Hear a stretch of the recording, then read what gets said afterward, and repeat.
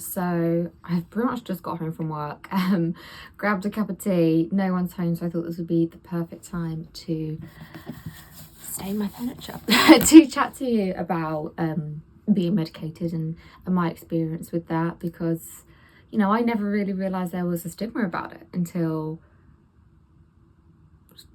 recently feeling side effects and stuff from it. And I just sort of want to talk about my experience with that, because I know people who are on the same medication as me and they have a lot of mental health issues, and I think maybe sometimes we don't acknowledge that the side effects also are mental health issues, but in a different way, and it's sort of weighing up the options as to which you'd rather have.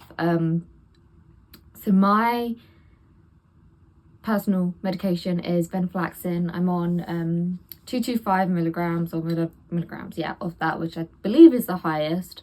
And the side effects since going up is hard daily, very not very hard daily, but there's daily side effects, which I'll sort of list in a little bit. But the main sort of reason why I take that, and me and my doctor sort of collaboratively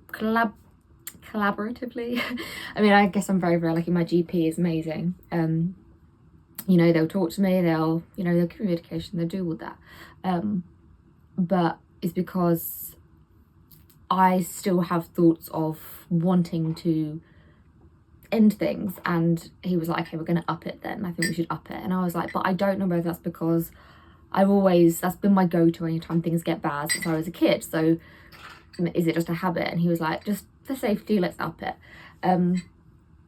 And ideally I'd like to get off of the medication, or at least stop having the side effects from it. I don't really want to, you know, I'm a holistic girl, I don't really want to be on medication just for the premise of it. But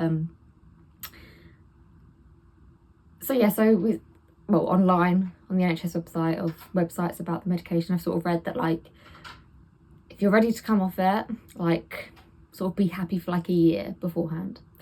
And if I sort of, baby girl, go by the fact that I'm on this dosage because I want to end it sometimes, then if a year goes by where I don't want to end it, then I can get off it. So the last time I had thoughts of wanting to end it was on the higher dosage, and it was, I sort of had the last time I had sort of like a plan of what I would do and everything, and sort of, you know, the hormones and stuff, the excitement that comes when you make the plan and stuff is less than a month ago.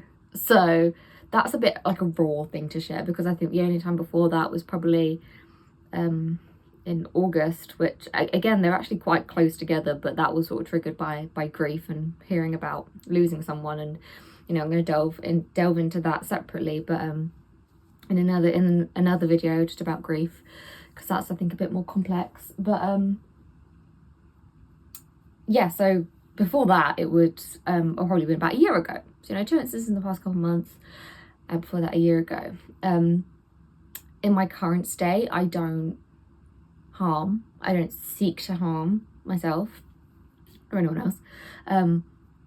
About a year ago I was struggling a lot with self-harm, and not really, I wanted to escape the pain. I just wanted to escape, I think, whereas I think sometimes my more recent thoughts of wanting to leave is just that it's too much, which is very different as well from when I wanted to end things when I was younger. So it is a weird cycle sort of thing. Not cycle, it's a weird, yeah, journey. This video is to provide hope. This is just a background about me,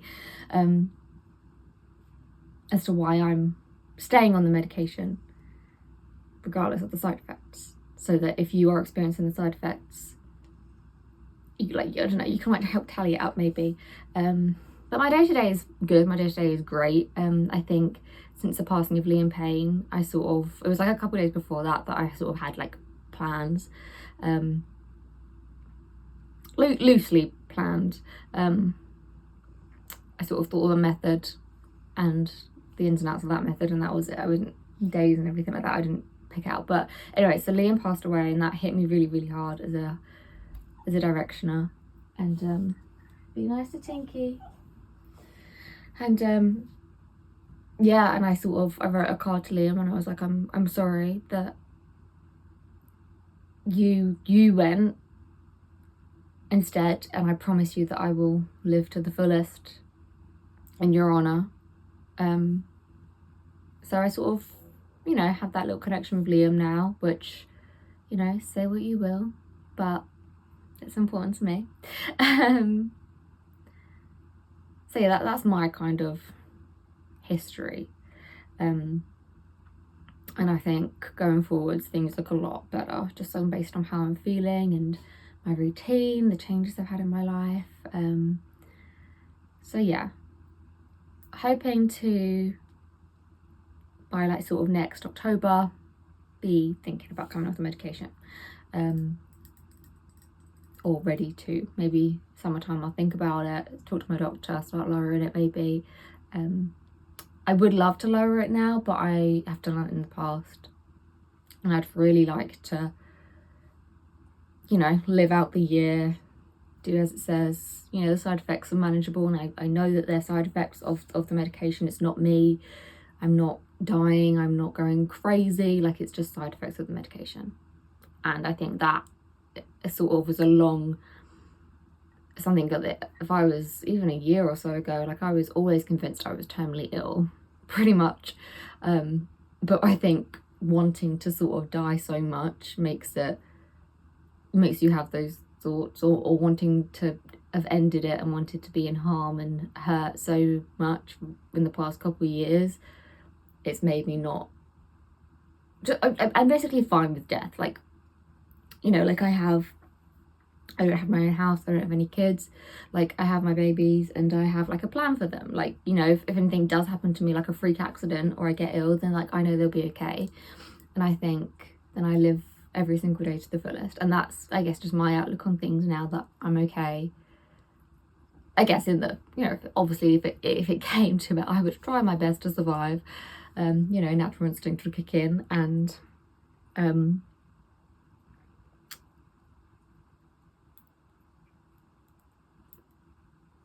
yeah, it's a weird thing to talk about, because everything I say, I don't want to trigger anyone, I don't want to put any thoughts in anyone's head, but mental health changes as you grow up. And if I was watching this video when, I was younger, I would have been panicked about what the future held for me. But the more at least in my journey, the more, even though my mental health issues have stayed, it's changed in different ways, and it's just learning about myself more and more. And actually I'm happy. I haven't got my own house, but I'm happy with that. Like, I've actually decided I don't want kids. Like, I really don't want kids of my own. I love my nieces and nephews. I love my cats and my dog so much. And I do just want to live every day, like, not really thinking too much about a plan, the future. And I'm so happy with that. Like, I never thought I would be. I never thought that was a life for me. I thought I was sort of like a high shooter, but I'm, I've got my friend, like, she lives in the States. I'm happy doing my job, saving up when I can to go see her. Like, if that's all I have ever, I think I'll be okay with it. Like, I've got Danny, like, I'm okay. Like, that, if I have that forever, I'll be happy. And I think a lot of that growth and realization in me has come through grief of different forms too. But yeah, I guess sort of not wanting, I don't want to die, but also I've made my peace with it can happen anytime, and I have given goodness to the world, and I have done good, amazing things. That doesn't mean that I'm stopped like doing amazing things that I want to do. Like, next year I want to go to Russia, and I want to watch a Russian ballet. No, I don't want to watch a Russian ballet. I want to watch a Russian ballet company. I forgot what it was called. I'm very, very sorry, but it's in Moscow. If I can, if politics allows me to, and safety. But yeah, like, I still have wants like that. But anyways, I guess sort of maybe this is all part of the rant. I'm not sure, but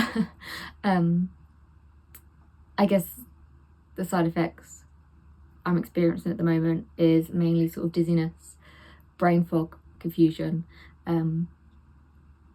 sleeping. I pretty much have to get, not like physically dragged out of bed, but it's very, very hard to get out of bed. And now someone is home, so I'm going to pause on that and maybe resume when the house is a lot noisier and people aren't going to hear me, because I can't be myself otherwise. So yeah, we'll come back to resume the actual side effects I'm experiencing, and you know, how I deal with them and how that's worth it to me at the moment given everything I've just said.